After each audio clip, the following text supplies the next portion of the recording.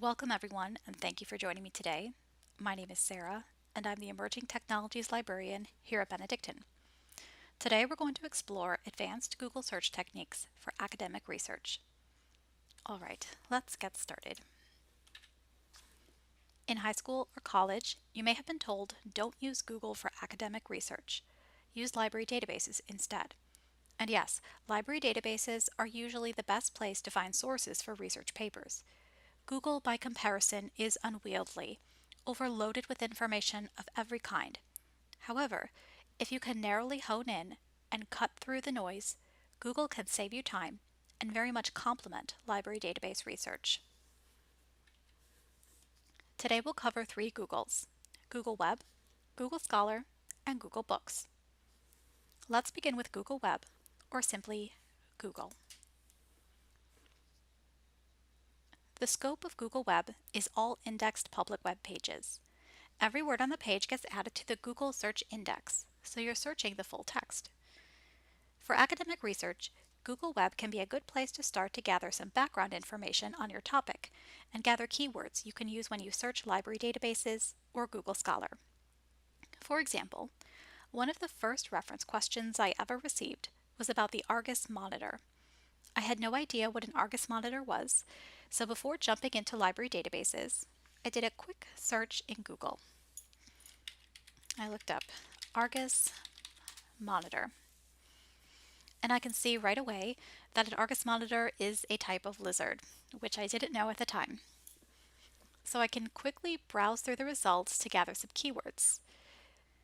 I might broaden my search by looking for monitor lizards, lizards in Australia, lizards in New Guinea. I see it's also commonly known as a yellow spotted monitor. We have a scientific name here as well. I might read the Wikipedia article. I wouldn't cite the Wikipedia article in my paper, but it might give me some ideas on where I should search and what I should search. Okay, let's try another example. Perhaps I'm studying the success rate of public health campaigns for heart disease prevention. So I want to make a list of various prevention strategies and programs that I can then research more closely. So I'll do a search for heart disease prevention. And here I can read through basic lists here on the web of heart disease prevention programs and strategies that I can then research in further detail. Perhaps I find the information on the CDC website especially useful to my purposes, and I want to find websites that are similar to the CDC. Google has a shortcut that you can use to find similar websites to the one you're looking at. So to find a similar website, you can type in related : and then cdc.gov in this case, and search. This brings me 46 results. I see the World Health Organization, Occupational Safety and Health Administration, the NIH, Food and Drug, a whole bunch of different resources that are similar in content to the CDC. Another helpful search technique, and one that I use all the time, is phrase searching. Phrase searching narrows your results by allowing you to specify precisely how you want the words to appear. To do this, you wrap two or more words in quotation marks. For example, if I were working on a search about genetically modified food, a basic search would reveal 37 million results. But if I wanted to make sure that these three words appeared together in succession, I could put them in quotation marks and search again, and it narrows it down to about 3 million results. By adding quotation marks around this phrase, I only see results where these three words appear in this exact order. It cuts the number of results dramatically. You can use this search technique in Google, Google Scholar, and library databases. In addition to background information, Google Web is also a good tool for finding primary sources, such as reports issued by organizations or governments, or when looking for company information. Here we're stepping into some of the more advanced search techniques, particularly site-specific searching and file type specific searching. For example, Perhaps I'm researching elephant conservation in Namibia. In addition to secondary sources, I'd like to find what organizations and the government in Namibia are saying about elephant conservation. So let's start our search with elephant conservation Namibia. Now this brings me all sorts of results. I have a million results here. I'm seeing results from Twitter, some organizations, a volunteer organization, a travel website, a news website, all sorts of stuff. Okay. But I'm mostly interested in finding some primary sources coming out of Namibia. So to do this, I'm going to find the top level domain country code for Namibia. To do that, I'll open a new tab and go to Google. And I'm going to Google top level domain country codes, or for short, TLD country codes. Search that. You can find this information in a lot of places, but I'm just going to click the first link that comes up. Scroll down. Okay, so here's a list of all the countries and the top level domain country code for each. All right, I'm going to do Control F on my keyboard and type in Namibia just to quickly jump down to Namibia. And I see that the country code is NA. All right, so that's all the information I need here. So I'm going to kind of close this tab, go back to my search box, and enter the shortcut cite : no space, .na. Oops. There we go. And it brings me 5,000 results. And each of them in the URL include .na from Namibia. Okay. So I'm interested in this one here. This is the Ministry of Environment and Tourism in Namibia. And I see that their URL ends with gov.na. So I think it's a reasonable assumption that gov.na will bring me some more government documents coming out of Namibia. So I'm going to further narrow my search by going back to cite : no space, and I'll add gov.na.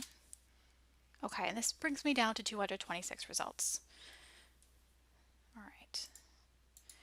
Now, because I'm particularly looking for reports, press releases, the kind of documents that appear in PDF form, I'm going to take it another step further and narrow this down by file type. Okay, so I'm going to use another shortcut. I'll type in file type :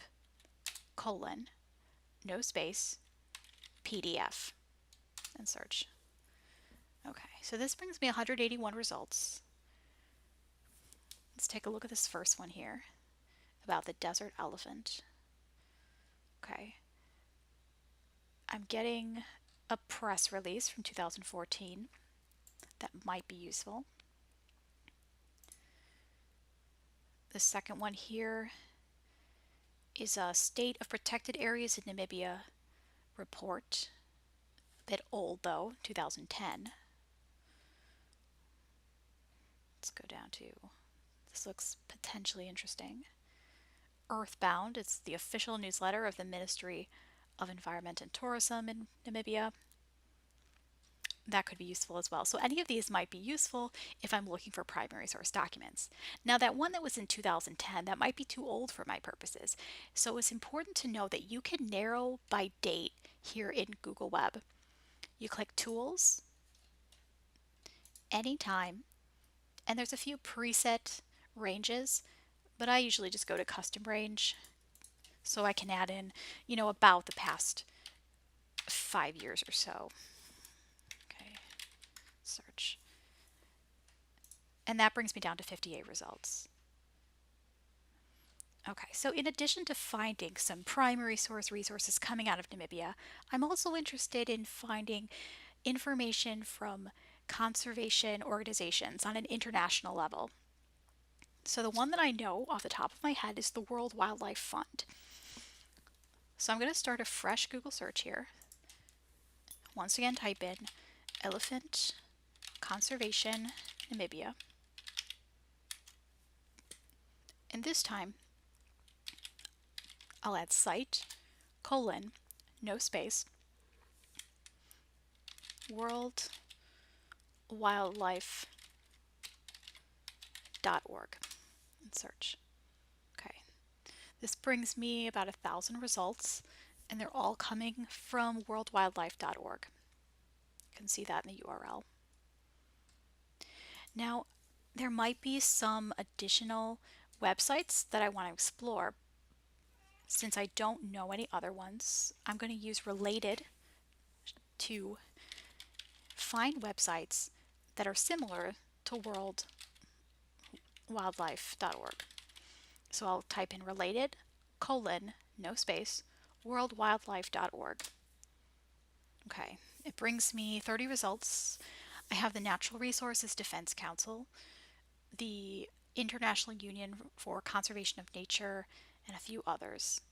So I think I'm going to do a search within the IUCN. Okay, so I'll come back up to the top here and go to Elephant Conservation Namibia and do site, colon, no space, IUCN.org. Okay, and it's getting me some useful information here. I think this one might be useful to my purpose. We have a species management plan for elephants. It does mention Namibia. And let's see if I click on this first one. This brings me. Okay, some various national strategies and action plans. Okay. And once again, if I were trying to limit this by time to see only items that have been updated maybe in the past year, for example, I can click past year and it'll bring me down to just 12 results. Now, the past year isn't too much, so that might have gotten a little too narrow in this case. Okay, so let's switch gears and try a fresh example. Let's try another site-specific search, this time focusing on institutions of higher education. So perhaps I am interested in researching how universities and colleges are addressing emotional support animals on campus. I'd like to find examples of policies and procedures. A quick way to do this is to go ahead and do a search. I'm going to use phrase searching here by putting in quotation marks, emotional support, leave animal, and site colon .edu. Now, so in this case, I'm not limiting it to just a specific website. I'm looking for all college and universities in the US by using .edu. You can do the same thing if you're looking for government information by doing illinois.gov or il.us, something like that. Okay, so let's do that search. Okay, I got 77,000 results. Since policies are typically in PDF format, I'm going to use the file type shortcut as well. File type, colon, PDF. Okay, this is bringing me more what I'm expecting to see. I have some policies from University of Wisconsin, SMU. I also have some procedures. It's useful information. Okay. Now, file type, PDF isn't the only file type you can use here. You can also use PowerPoint, so PPT, give you some PowerPoint presentations. You can also use XLS to get an Excel file. So it all depends on the type of information you're looking for. So far, we've talked about background information and primary sources. Google Web can also come in handy when data mining a difficult website. For example, I was recently looking for statistics on small businesses in Texas. I knew there was a government entity called the Small Business Administration. So I'm going to go ahead and go to that website now. It's sba.gov. Okay, so I was expecting to be able to find some statistics on this page, but I went through the menu bar. I also went through the bottom tools, and I couldn't find what I was looking for. So I came up to their search box and typed in statistics, Texas, and I have this SBA initiatives, and that's the only results I got. So I decided to shift my strategy and head back to Google and search the SBA.gov website through Google. So to do that, I typed in small business Texas, small business statistics, Texas. Okay. Site SBA.gov search. Okay. Now this right away brought me much more relevant results. I noticed the second one has 2018 in it, so this is probably the most recent one, so I'm going to click that. And here I have the 2018 small business profile. There's a lot of useful data along with the source of that data. Now the reason I couldn't find it, I can see now, is because it was from the Office of Advocacy. That's in the URL as well. If I hadn't have searched it through Google, I probably wouldn't have been able to find this document. Okay. All right, so let's move on to Google Scholar. Unlike Google Web, Google Scholar limits content to mostly journal articles. It pulls in books from Google Books as well. Automated software fetches these files and parses the bibliographic data, like the article title, journal title, authors, the abstract, many of the pieces you'd find in a citation. Although Google Scholar contains scholarly content, it's a computer deciding what's scholarly, so you have to use your judgment to evaluate whether or not a file is actually scholarly. Notice that you can use advanced search.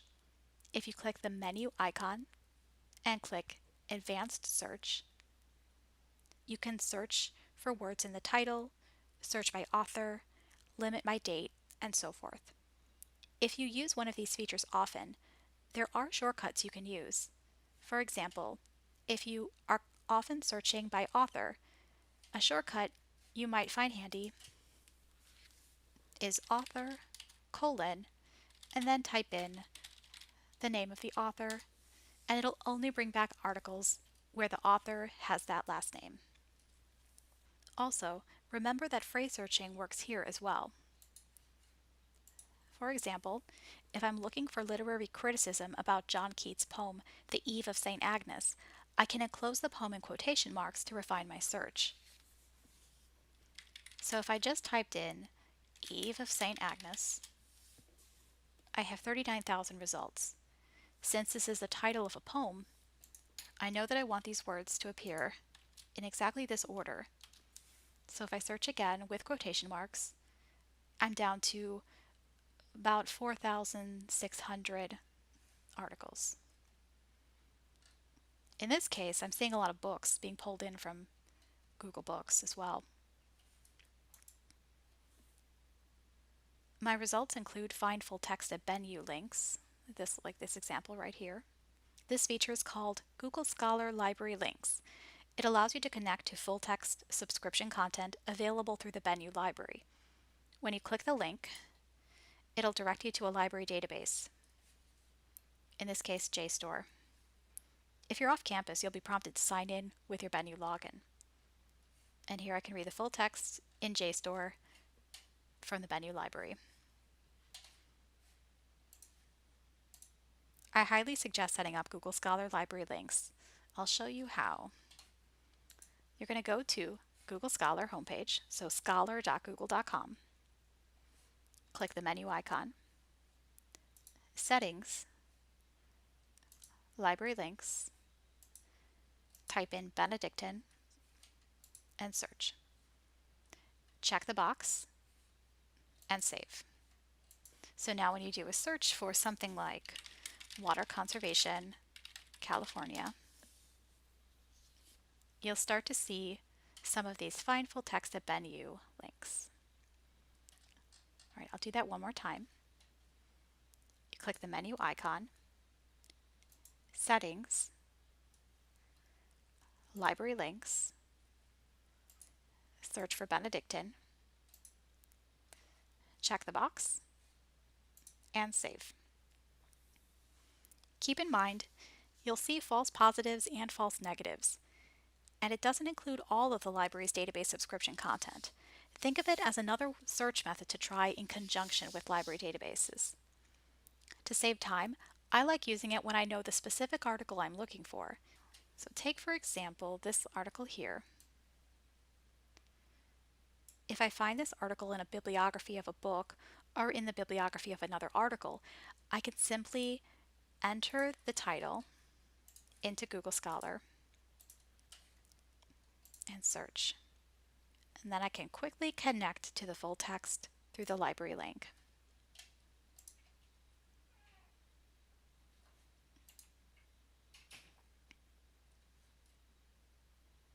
And here it is. If I don't see the full text access link, I'll first try clicking all versions. So sometimes it'll say all 40 versions or all 2 versions, or sometimes there's only one version. But in this case we have 10, so I'll click all 10 versions. And sometimes a different version of the same article will offer full text while another does not. If I still don't have luck, I'll copy the journal title. I can't see the full journal title here, so I'll click the article, copy the journal title. I'm going to open a new tab and go to the BenU Library homepage. All right, you're going to go to the Journals by Title tab.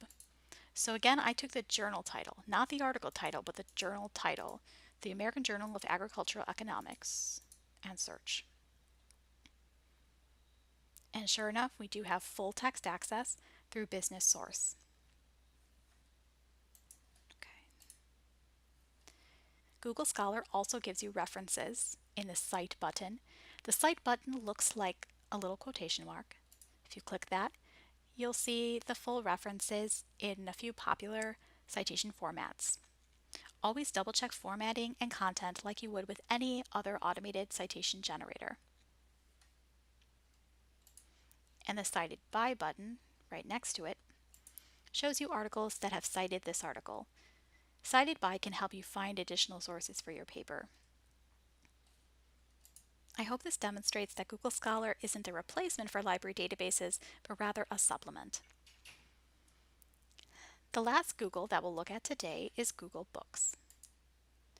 Google Books allows you to search full text of millions of books. In most cases, you can only view a few pages, but that full text search can give you additional titles to search in the library catalog. Library catalogs search metadata, like the title, subject terms, chapter titles, a brief summary, but not the full text.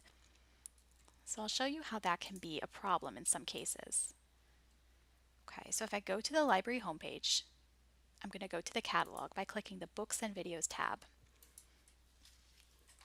Let's do a search for the Paris Massacre of 1961.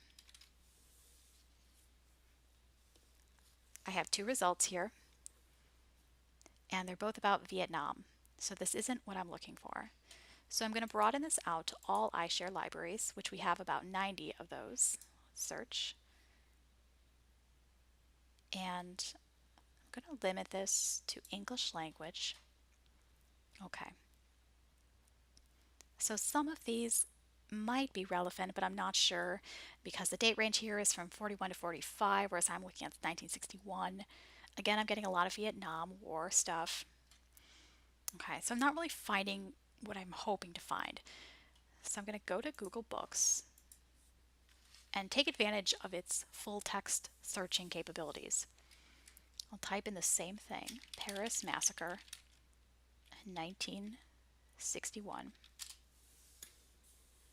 And the first title listed here looks quite relevant. It's from Oxford University Press. I can review the table of contents. I can also read portions of the book, the introduction, parts of the chapters. This is, though, just a preview. So in order to get this book, I'm going to copy the title, head back to the library catalog, paste it in, and I can see that we do actually have several copies of this book in different formats. Even if I go back to our local catalog of just Benedictine, I see we do have this book as an ebook. So sometimes it takes a combination of tools to find what you need. To sum up, Google Web is good for background information, primary sources, and data mining complicated websites. Google Scholar can help connect you with scholarly articles available in the library databases. And Google Books lets you search full text of millions of books, which you can then look up in the library catalog. I hope you find some of these advanced Google search techniques useful. A good grasp of Google can complement library database research. If you have any questions about anything I discussed today, please feel free to contact me. Thank you.